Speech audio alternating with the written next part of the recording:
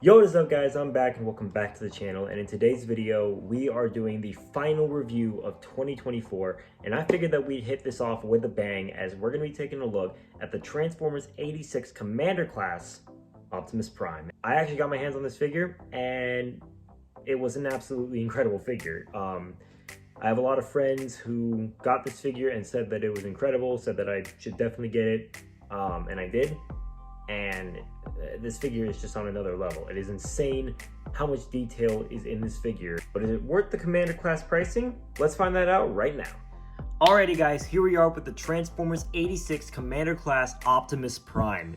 Probably the most iconic and the most anticipated figure of 2024, as this thing has been an absolute pain to find. This thing is so hard to track down both online and in stores.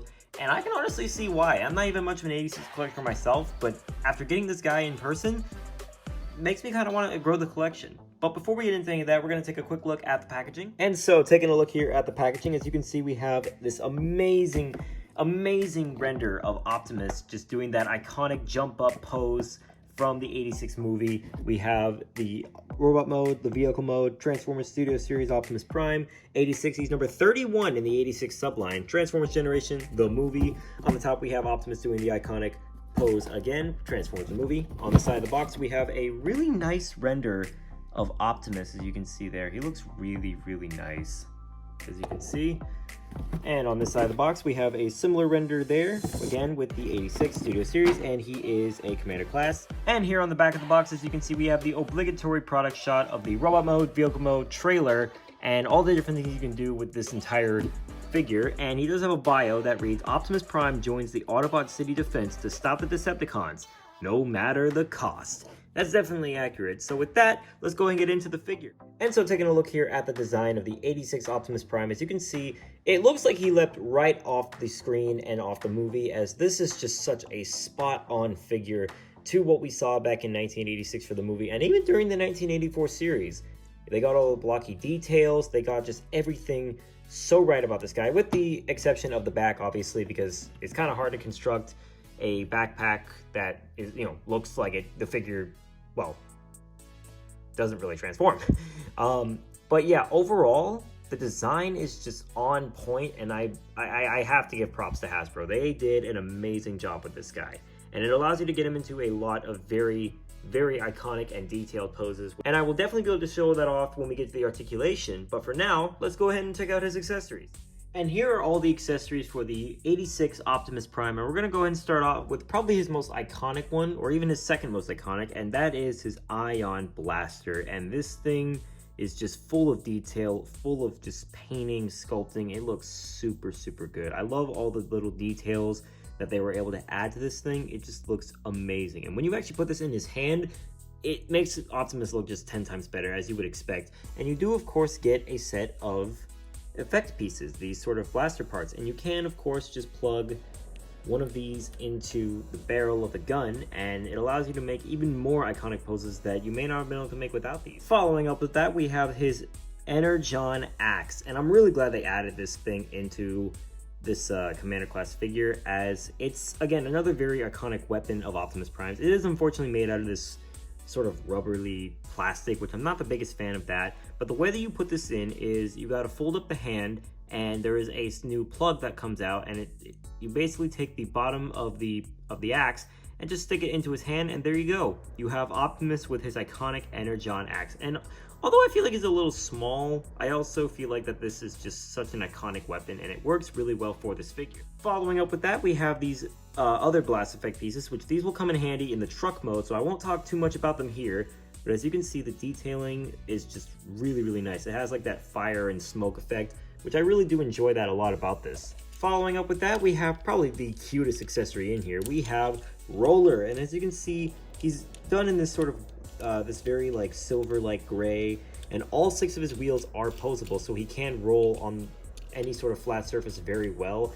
And you can actually, he does have a plug, 2 different plugs, to where you can fit, you can have him pull the trailer, or you can have him holding our other accessory, which is this crane thing. I don't entirely know what this is. If somebody could let me know what this is in the comments, I'd really appreciate that.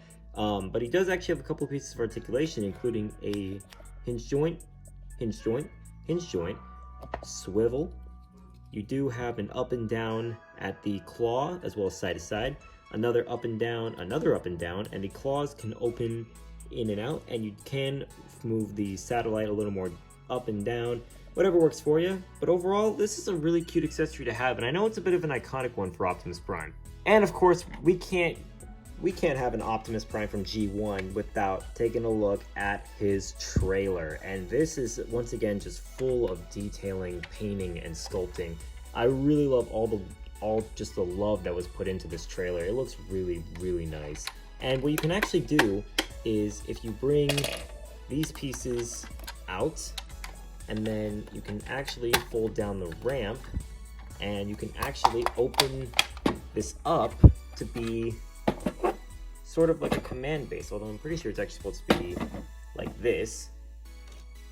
And it can kind of be like a repair station for Optimus Prime. And you can actually, as you can see, there are two plugs up there.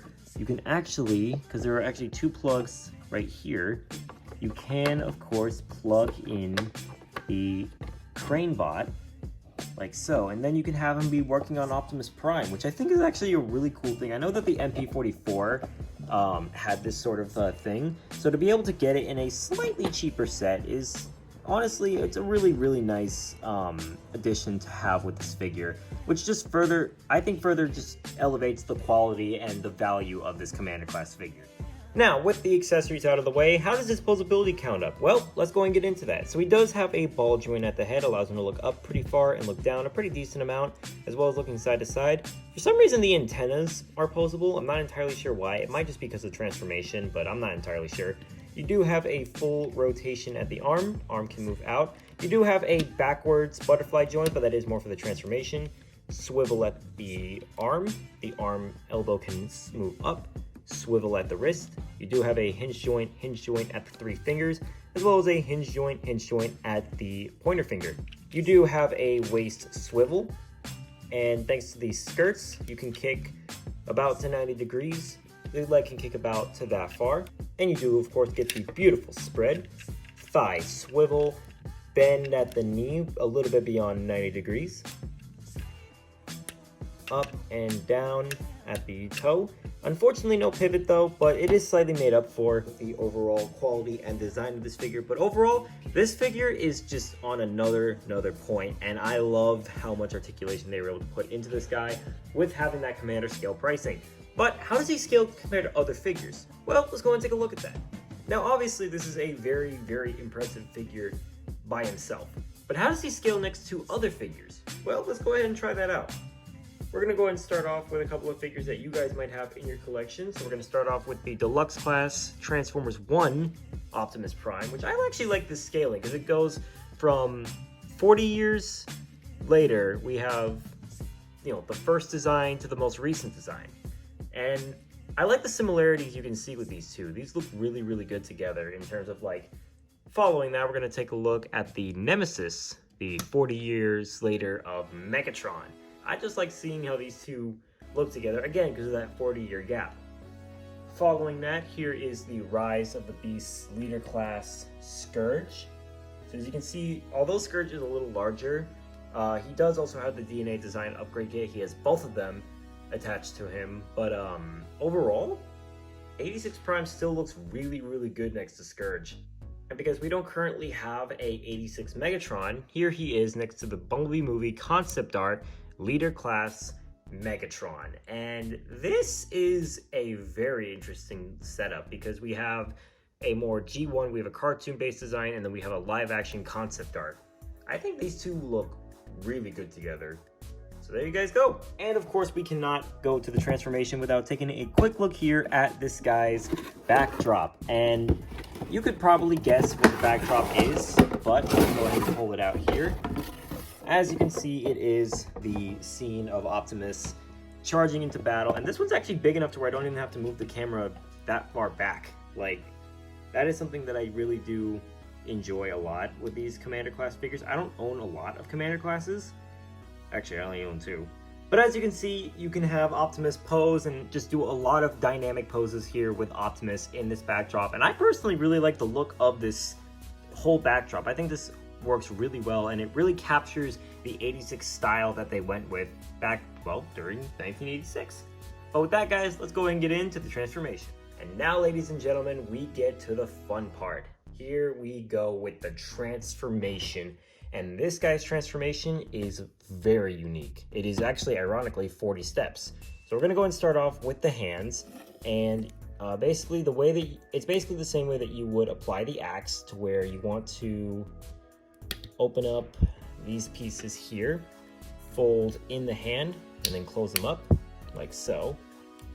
Go ahead and do the same thing on this side.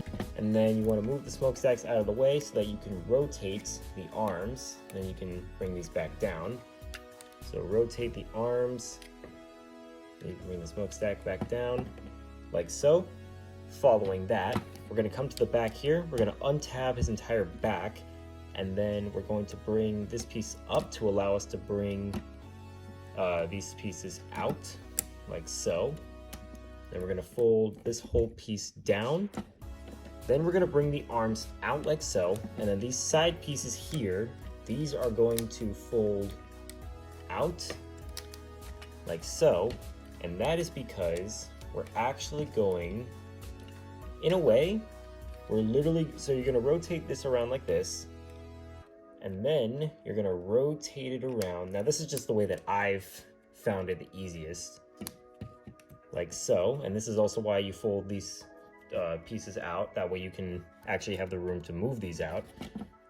Following that, you're going to take the head and you're going to fold it all the way down like so, until it goes into that little compartment there. And obviously this piece is going to come in handy a little later. Following that, we're going to move, you want to at least move the side pieces out of the way enough. That way, and you might even have to do this part early to where you bring this piece down, but you want to essentially, it's a little tricky to do, but you want to bring this whole piece up. Okay, give me one moment. Okay, I got it. So you want to fold this up, and then you want to fold in what was originally the sides of Optimus Prime. Now, sometimes these pieces can be a little tight, so you just kind of got to fiddle with it, like so. There we are. And now you want to bring the arms down and fold them in like so. And I technically got this part wrong because you actually have to fold the arms all the way so that the front of the arms are now facing towards the smokestacks. And now you can go ahead and refold in the side pieces again. You want to bring this piece down, and then there is a tab that will go into this slot right here. So you're going to do this to both sides.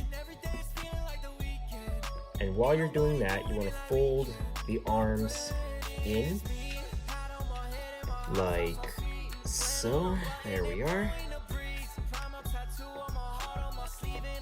Alright, and now for the front of the cab, we're going to hold off on that for just a second, as we're going to bring the legs up. Alright, and then after that, we're going to take the front of the cab, fold this piece up, and then fold out this extra piece here, fold this back in, like so, and then this is all going to tab in like so. And there are two tabs right here that will go on the inside of the wheels. So you just, and this is kind of what keeps this all solidified, like so. And then to keep for this whole piece, we're gonna fold this out, fold this up, and then just make sure everything is nice and snug, like so. Do the same thing on this side.